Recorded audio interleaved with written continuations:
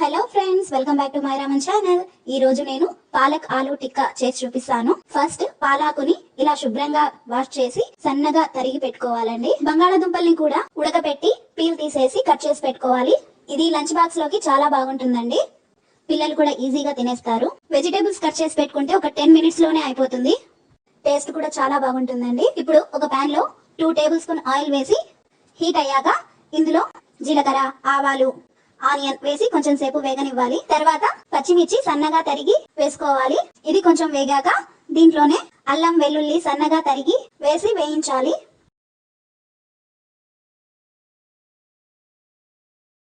ఇది వేగాక దీనిలో సన్నగా తరిగి పెట్టుకున్న పాలాకుని వేసి వేయించాలి.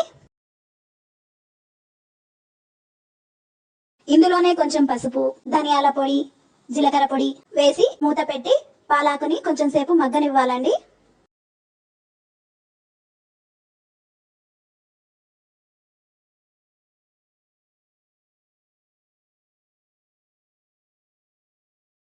ఇప్పుడు ఉడకబెట్టిన బంగాళాదుంపల్ని వేసి బాగా స్మాష్ చేస్తూ కలపాలి.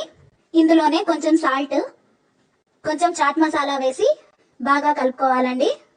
సాల్ట్ పాలాకులో ఉంటుంది, తర్వాత చాట్ మసాలాలో కూడా ఉంటుంది, అందుకని చూసుకొని వేసుకోవాలి.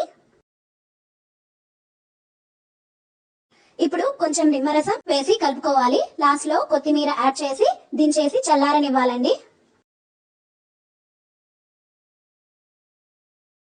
ఇక్కడ బైండింగ్ కోసము శనగపిండిని కొంచెం రోస్ట్ చేసి దీంట్లో కలుపుకోవచ్చండి.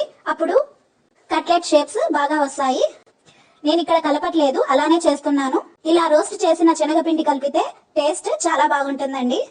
నా దగ్గర లేదు కాబట్టి నేను కలపట్లేదు, అలానే చేస్తున్నాను. ఇలా కట్లెట్స్ లా ఒత్తుకోవాలి. మీకు నచ్చిన షేప్ లో ఒత్తుకోవచ్చండి, రౌండ్ గానీ ఓవెల్ గానీ. నేను ఇక్కడ ఓవెల్ షేప్ లో ఒత్తుకుంటున్నాను. చపాతీలోకి రోల్ చేయడానికి చాలా బాగుంటుందని చెప్పి నేను ఇలా చేస్తున్నాను. ఇప్పుడు ఒక పాన్ లో ఆయిల్ అయినా బటర్ అయినా అప్లై చేసి ఈ కట్లెట్స్ ని 2 సైడ్స్ రోస్ట్ చేసుకోవాలండి.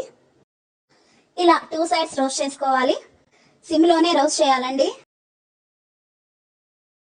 అప్పుడే మనకి కట్లెట్స్ బాగా వస్తాయి. బాగా రోస్ట్ అయిన తర్వాత వీటిని చపాతీలో పెట్టి క్యాప్సికమ్, ఆనియన్ వేసి రోల్ చేసి లంచ్ బాక్స్ లో పెట్టొచ్చు. రెస్టారెంట్ స్టైల్లో ఉంటే పిల్లలు ఇష్టంగా తింటారు కదా, అందుకే బటర్ పేపర్ ఉంటే ఆ బటర్ పేపర్ తో ర్యాప్ చేసి పెట్టాను.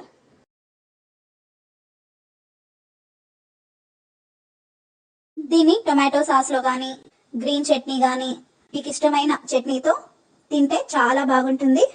ఇది తప్పక ట్రై చేయవలసిన రెసిపీ అండి. ఒకసారి ట్రై చేసి చూడండి, మీకు కూడా నచ్చుతుంది. సో ఈ వీడియో మీకు నచ్చినట్లయితే లైక్, షేర్, సబ్స్క్రైబ్ చేయండి. Thank you for watching.